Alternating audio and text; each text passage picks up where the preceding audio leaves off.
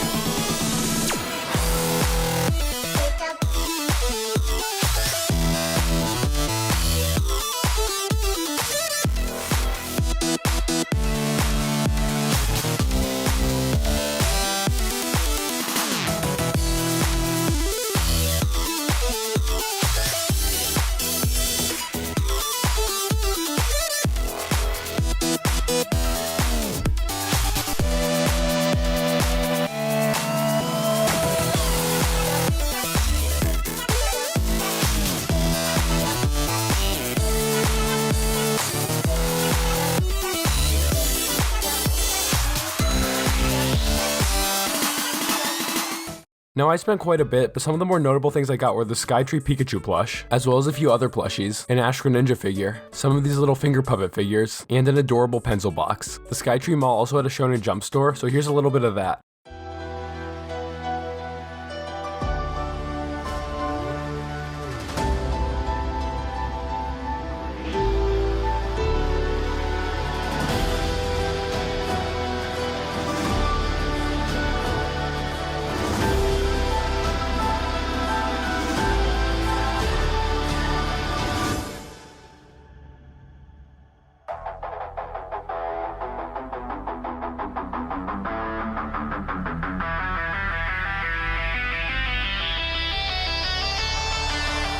Now, I didn't spend as much here, but I did get a really cool Promised Neverland poster, as well as this sweet All Might pin. There was also a Kirby cafe, but you had to make reservations to get in. So that was the saddest moment in my life. It pains me to do this, sire, but I am afraid I must. Hey, what's happening? We're going back! I know that! It's the thing! Don't hold! We're gonna crash! Do something! Like what? Break my phone!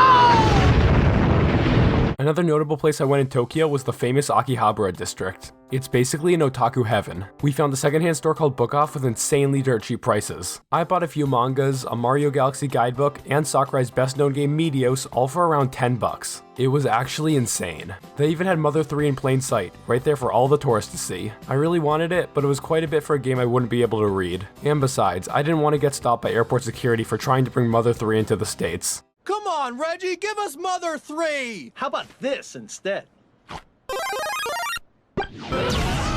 We later spent an afternoon in Kamakura, which is a city just south of Tokyo. I ate in what claimed to be the smallest ramen restaurant in Japan, but unfortunately they didn't allow pictures. Basically, there were only 7 seats and my back was touching the wall. After that, I went to a Studio Ghibli store, but I didn't take any footage since Ghibli is super protective over everything. The last thing I need right now is Totoro breaking my Nico Nico kneecaps. Wow, I can't believe I just said that. I left the store with some more finger puppets, definitely all the rage in Japan right now, as well as the Spirited Away paper theater. I haven't built it yet, but I'll tweet a picture when I finally do. Now, what if I told you that I went to a second Pokemon Center? I mean, there's currently a total of 12 in Japan, so I don't think it's that special. But I did manage to make it to the Kyoto Pokemon Center after dinner one night, 15 minutes before it closed, because for some reason everything in Japan closes at 8 and it's really annoying. I didn't record any footage due to the lack of time, but I did buy this super adorable Kyoto exclusive Pikachu plush. Also, while on a bus in Kyoto, we passed by Nintendo's headquarters, and it sort of dawned on me that inside that building there were people who knew who the last 2 Smash DLC fighters were. Personally, my money's on Reimu from the Toho Project and Jibanyan from Yokai Watch, although Hatsune Miku's chances have seemingly been going up. Moving on to something a bit less geeky, we took a cable car to Mount Komogatake.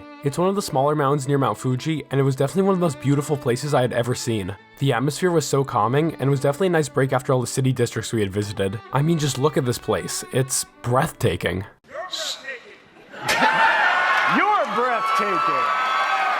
You're all breathtaking! There was also a gift shop where I bought a Kirby Mount Fuji keychain and a deck of Pokemon playing cards. You know, forget what I said about the mountain. These cards are hands down the most beautiful things I've ever seen. I also saw a giant Gundam. I've never seen any of the shows, so I don't know which one this is, but it looks awesome. We definitely did a lot more in Japan, but those are the things I think you guys will find the most interesting. Now, before I end this video, I want to talk about a recent tragedy that occurred. I'm sure many of you have heard by now, but an arson attack was committed at the Kyoto Animation studio. There have been 33 confirmed deaths, with an additional 36 being injured and hospitalized. This news is devastating for many, myself included. Kyoto Animation has created some of my all-time favorite anime, such as Lucky Star, Haruhi Suzumiya, Dragon Maid, and A Silent Voice. Sentai Filmworks has created a GoFundMe to help those affected, and I would highly recommend donating, as every little bit can help. And I will be donating 50% of this video's revenue to the fundraiser. So if you can't donate, then you can still help by sharing this video. I sincerely hope Kyoto Animation and the people affected can heal, and the studio can keep producing more amazing shows and movies.